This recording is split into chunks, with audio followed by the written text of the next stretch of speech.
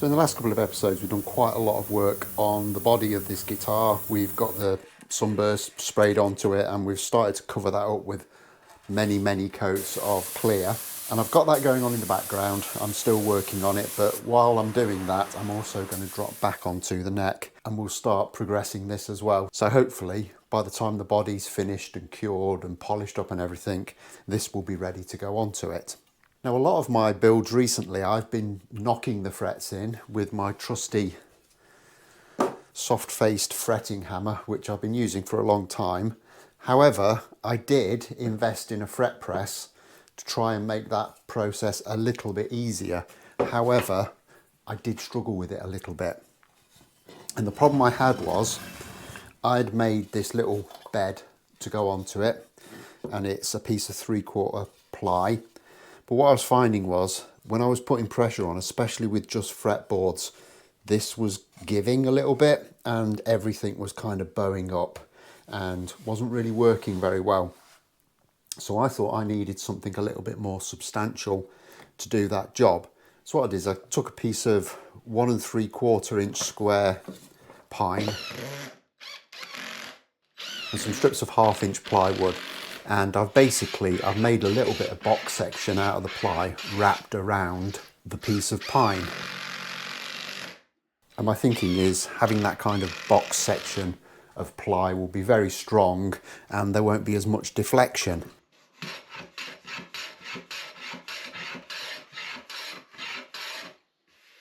And this is what I've ended up with. And it feels very rigid, and I don't think there's going to be any kind of deflection at all on that. And as a bonus, it is just about small enough that I can actually use it with a neck. So hopefully that will enable me to kind of press these frets in with the least amount of drama and hopefully make it a little bit easier to do. Right. We can't use that just yet though, because there are 1 or 2 other things that we need to do first. I've got some pre-cut frets and they look to be about right in terms of the radius, but they are very much a uniform size, so I'm going to have to kind of trim these down. The tangs are nipped on them, but obviously if I'm going to trim them down, I'm going to have to nip that tang a little bit more as well. So I think in the first instance, that is going to be the first thing we'll be getting on with. And this will be kind of very straightforward really. I'm just going to put this in position on the neck, make sure I'm leaving plenty of spare. And then just snip it off to length. Now these are stainless frets, and I'm thinking my fret tang nipper might not be up to the job, but we'll give it a go and see what happens. I think the trick here is just taking a little bit at a time.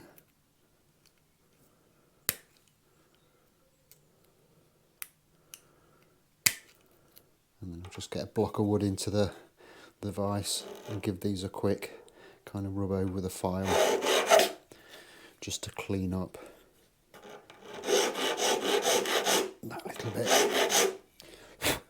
of nipped tang, and that should be pretty much good to go.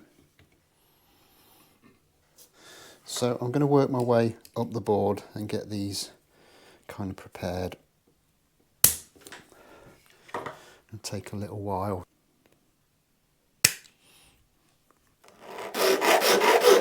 So I'll crack on with this and get back to you when it's all done.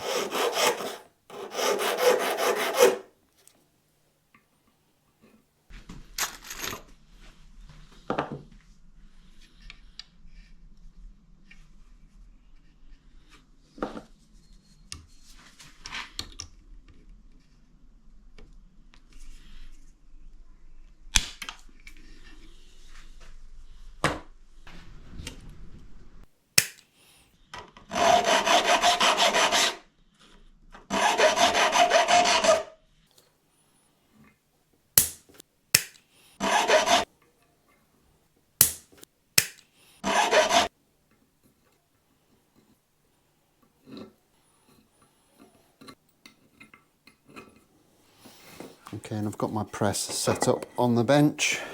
And I've got all my frets ready to go. Got a little bit of tight bond in a syringe. I've cleaned the fret slot out. I've kind of made sure I've hooked all the gunk out of the corners with my little claw tool.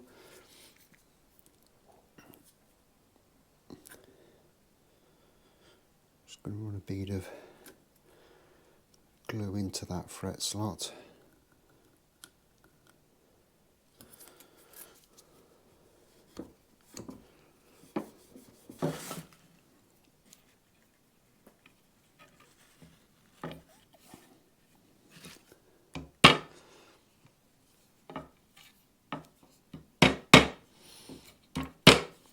And I'll give that a quick tap just to kind of roughly seat it in. And see if we can get this press working how we want it to.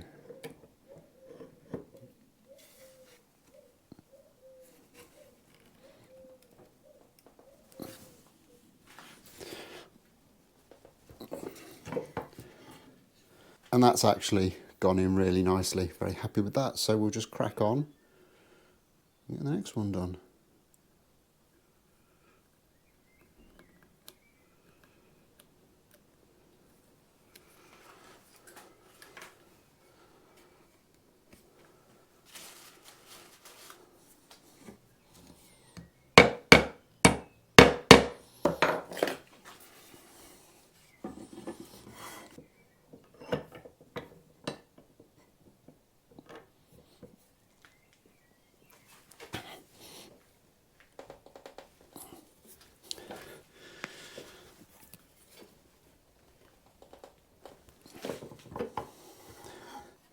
And that is working much, much better.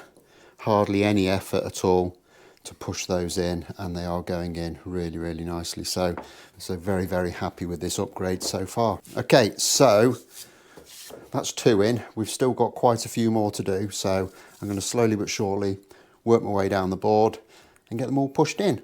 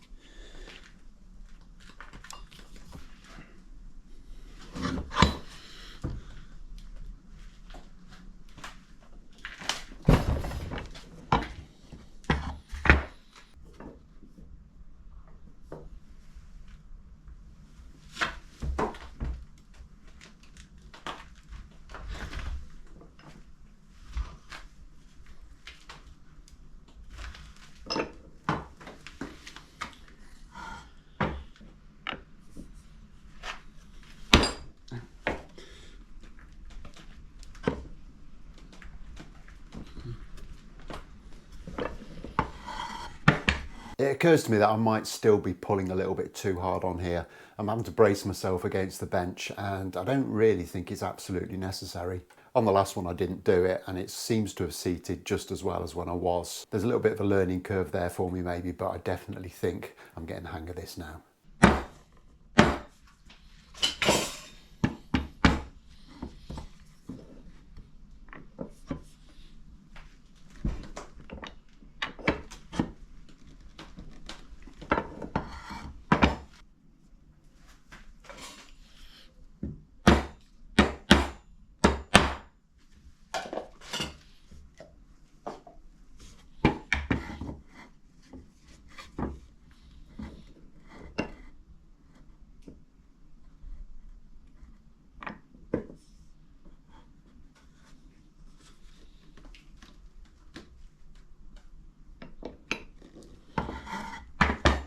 And this is actually working really very well.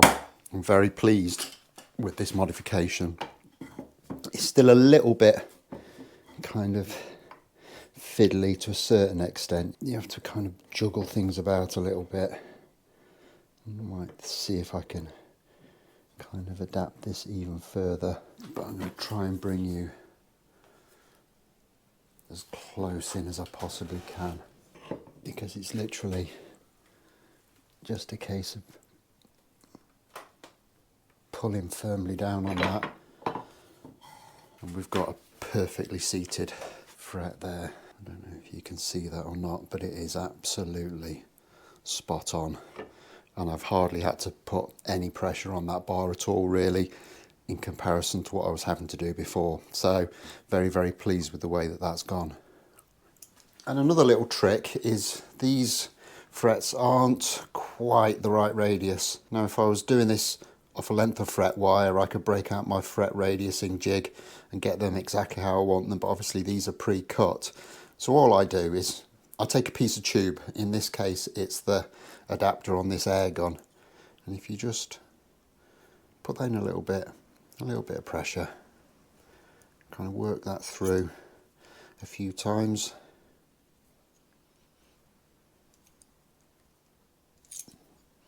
got a much better radius there.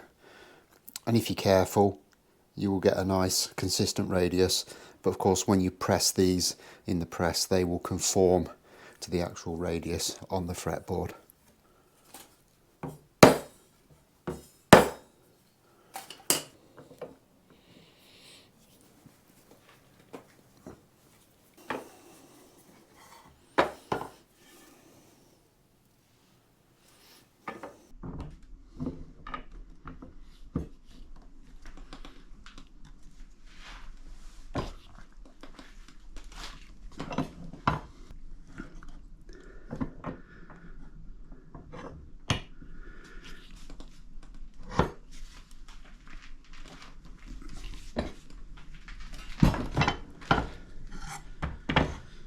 Well, I have to say that that has been a massive success. Just that additional rigidity under the press has made pushing those in a lot easier, and they've all gone in really nice and consistently as well. It is much better, but I don't think it's perfect. I think there are a couple of adjustments that I still need to make. Firstly, this is kind of a bit precarious and tippy, so I think what I will do in future is I will make an auxiliary kind of bed that will fit around this and bring everything up to the same level, so that I don't have to hold this in place. It will hold itself, and then I can focus on just adjusting the neck to where I need it to be to get the fret pressed in. And also, you might have noticed this, especially at the beginning, I think this needs to be on a more secure base. My workbench is really heavy, but there still wasn't enough resistance when I was pressing these in to keep everything stable. So I think I need to house this on another bench that's actually fastened to a wall. Other than that, I think we've made some great progress. So next up is we need to kind of trim down the excess and do a little bit of cleaning up work. I'm not going to go too far with this. I'm going to save the leveling and everything else until we're a little bit further along with the build, but we can make these a little less lethal. Before I move on though, I just want to address some of the comments that have come in recently. Firstly, massive thanks to Owen Allen for his very kind super thanks donation. I'll make sure that goes to some good use.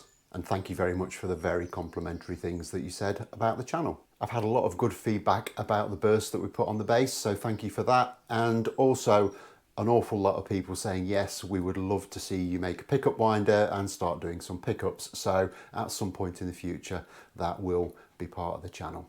I was also asked whether it would have been worth taping the inside of the F-holes before I sprayed everything up. Yes it would, absolutely. And I think if I ever were to bind F-holes again, which isn't a given, I would definitely tape them up before I applied the finish. It would make cleaning up a lot easier. And I was also asked about what super glue and finishes that I use. And the super glue I use is this stuff. I just got it off Amazon. It is Everbuild industrial strength super glue. I quite like this stuff, mainly because it comes in quite a small bottle, The problem I tend to have with super glue is by the time I'm a quarter of a way through the bottle, it's gummed up and glued up and it's horrible and you can't get the lid off anymore and you tend to waste a lot. So these little bottles actually work much better for me, and it is a nice quality super glue. In terms of finishing, I usually use nitrocellulose lacquer, and I tend to get that from either Northwest Guitars, Nitor Lac, and for clear coat I tend to use Dartford's. They're all very readily available on the internet. And for thinning purposes, I use anti-bloom thinner, which I also get from Northwest Guitars. And hopefully this cleaning up won't take very long at all. There are some fairly sizable kind of nibs left over, and all of these are really very sharp, so they need to be taken down. Otherwise, I'll be lacerating myself handling this, but it's quite straightforward.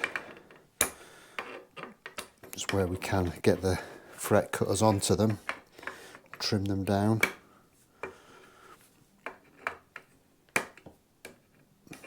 This will make it a little bit worse to begin with.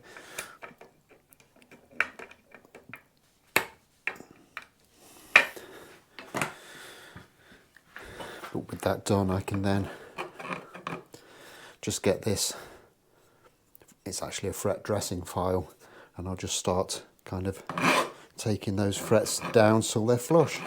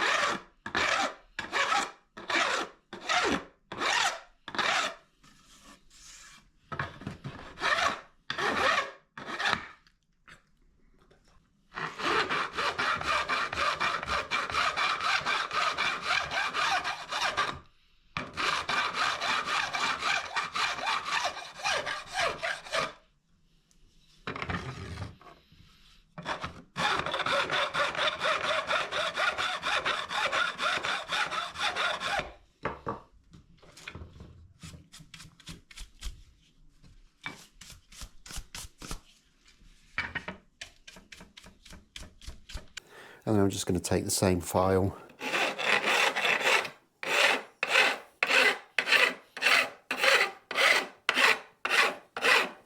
and just put the initial bevel onto these. I'm not going to go mad and do it all.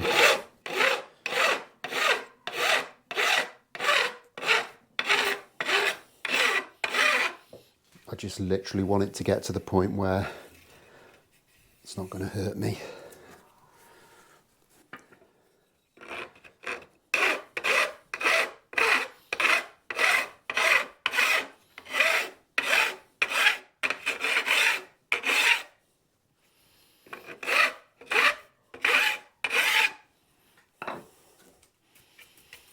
And I think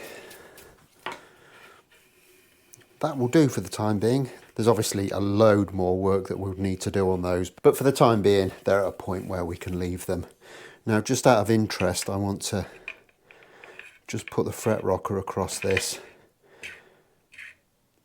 I think pressing frets in is preferable to knocking them in. I think it gets you a lot nearer where you want to be with them, and negates the need to be kind of grinding loads of material off at the dressing stage. Now, there is a little bit of inconsistency, but I'd say for the most part we're not actually doing too bad, which is great, which means hopefully I'll have a much easier job